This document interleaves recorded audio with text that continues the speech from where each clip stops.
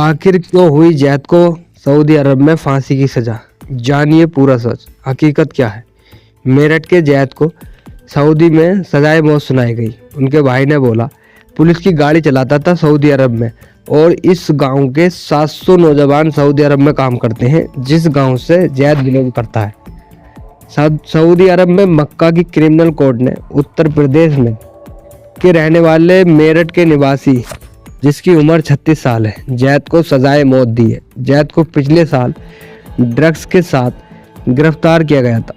जैद स्थित दूतावास ने जैद के परिजनों से कहा कि वो चाहें तो एक क्षमा याचिका मर्सी पिटीशन भेज सकते हैं। जैद 6 साल पहले कमाने के लिए सऊदी अरब गया था, जहां वो बतौर ड्राइवर नौकरी कर रहा था। जैद की तरह उसके गांव से करीब 700 युवा सऊदी अरब में नौकरी कर रहे हैं। लगभग गांव की आबादी 10,000 है। यहाँ हर घर से एक सदस्य सऊदी अरब में है। पिछले दिनों इस गांव के एक लड़के की सऊदी अरब में हत्या हो गई और अब दूसरा ड्रग्स केस में पकड़ा गया। जैद के घर वालों को लगता है कि उनके बेटे को वहां फंसा गया है, क्योंकि वो पुलिस कर्मियों की गाड़ी चलाता था। ग्राउंड जीरो पर पहुंचा तो जैद के परिवार वालों से बात की, कानूनी पहलुओं को समझा, दूतावास से आए लेटर की स्टडी की, ये भी जाना कि इस केस में अब और क्या हो सकता है। सबसे पहले तो आप इसका पूरा मामला जानिए। दूतावास ने बताया कि ड्रग्स बनाने बेचने में पाकिस्तानी युवक संग पकड़ा गया था Zaid. Consultant general of India Zaid ने भारत के विदेश मंत्रालय को चिट्ठी भेजकर बताया कि जैद पुत्र जुबैर निवासी मेरठ का और स्थानीय पुलिस ने 15 जनवरी 2023 को ड्रग्स बनाने वाले और तस्करी आरोप में गिरफ्तार किया था। तब से वो जेद्दा की सेंट्रल जेल सुमोसी में बंद है। इस चिट्ठी के अनुसार जैद और उसके पाकिस्तानी सहयोगी को जेद्दा में पुलिस ने रंगों हाथ गिरफ्तार किया जब वे निशान कार में बैठे थे और कार से एक नायलॉन बैग रिकवर हुआ। इसके अंदर लगभग 400 ग्राम क्रिस्टल मेथ या मेथाम्फेटामाइन ड्रग और दूसरे बैग में 350 ग्राम क्रश्ड ड्रग्स रखा था। दोनों से पूछताछ हुई तो एक लैब का पता चला। पुलिस ने कहा वहां रेड की। इस लैब का इस्तेमाल नशीला पदार्थ मेथाम्फेटामाइन को शुद्ध करने के लिए किया जा रहा था।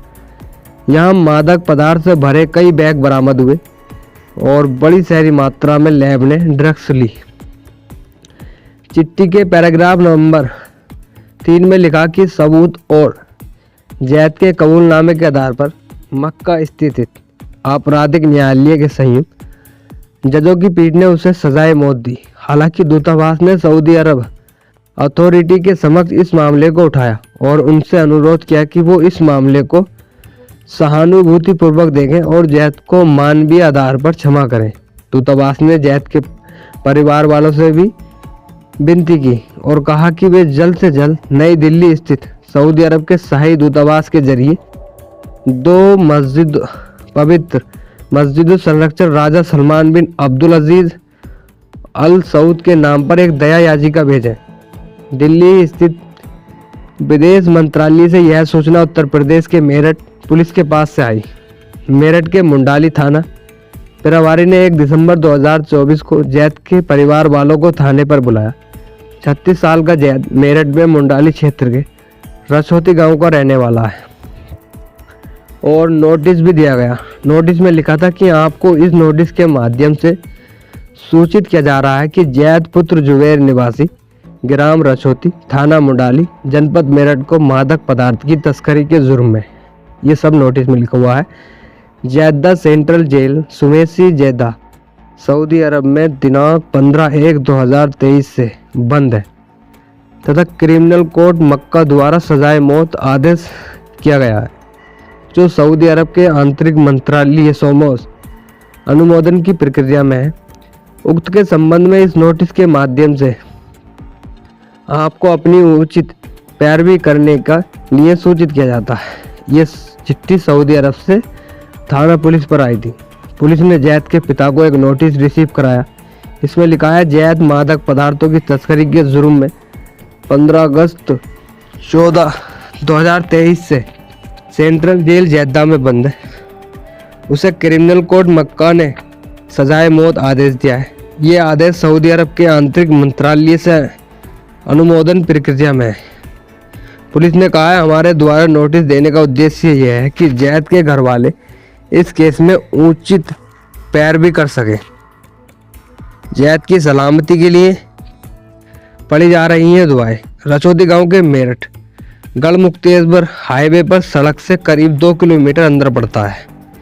हम सीधे रचौदी गांव पहुंचे। गांव की मुख्य सड़क पर हल्के गुलाबी रंग में करीब 100 गज का मकान जैद के पिता जुबैर अहमद का है। परिवार में पत्नी रिहाना है और 7 बेटे हैं। इसमें 3 बेटे मोइन 40 साल के हैं और जैद 36 साल का और फैसल 19 साल का। सऊदी अरब में ड्राइवर की नौकरी करता है जैद साल 2018 में जैदा गया था। जुबैर अहमद का एक बेटा सुहेल यूपी पुलिस की तैयारी कर रहा है, जबकि 2 बेटे समीर और माज पढ़ाई कर रहे हैं। जैद को सजाए मौत की खबर पाने के बाद उसके घर में दुआएं पड़ी जा रही हैं। जब हम घर पहुंचे तो घर के पहले फ्लोर पर कई महिलाएं जैद की सलामती के लिए दुआएं पढ़ रही थी। भाई की अपील सरकार रिहा कराने में मदद कर रही है। घर पर हमें जैद के छोटे भाई साद अहमद मौजूद मिले। वे बताते हैं, जैद पहले एक ट्रांसपोर्ट कंपनी में बतौर ड्राइवर काम करते थे। वहाँ उन्होंने अल साले मोहम्मद नामक कंपनी में काम किया। वो कंपनी ठीक नहीं थी, इसलिए वहाँ से काम बंद करके अल जाफर कंपनी में काम करना शुरू कर दिया था। कुछ ही दिन बाद अल जाफर कंपनी ही की गाड़ी दुर्घटनाग्रस्त हो गई। इस पर कंपनी ने जैद के खिलाफ रिकवरी का एक केस फाइल कर दिया। जैद उस जुर्माने को भर नहीं सकते थे, इसलिए उन्होंने कंपनी छोड़ दी। इसके बाद जैद की मुलाकात सऊदी के एक पुलिसकर्मी से हुई। उस पुलिसकर्मी ने जैद से कहा कि घबराने की कोई बात नहीं है, हमारी गाड़ी चलाइए, हम कानूनी मदद भी करवा देंगे। 15 जनवरी 2023 को लोकल पुलिस ने जैद को गिरफ्तार किया और ड्रग्स की रिकवरी दिखाई। साथ ही ड्राइवर बोला, जैद सीधा इंसान क्रिमिनल रिकॉर्ड भी नहीं है। सऊदी अरब के रियाद शहर में इसी गांव के मुसाहिद भी 8 साल से ड्राइवर की नौकरी करते हैं। फिलहाल वो 15 दिन की छुट्टी पर गांव आए हुए हैं। हमने उनसे भी बातचीत की। मुसाहिद ने बताया, जैद के जेल जाने से करीब 10-15 दिन पहले उससे बात हुई थी। उनसे मुझसे तब तक ठीक ठाक बात थी। इसके बाद वो जैदा में ड्रग्स सहित पकड़ा गया, लेकिन हमें किसी को इसकी खबर नहीं लगी। कुछ दिन बाद जब फोटो वायरल हुआ तब पता चला कि जैद जेल के अंदर है। इस पर वकील बोले, क्षमा याचिका तैयार कर रहे हैं।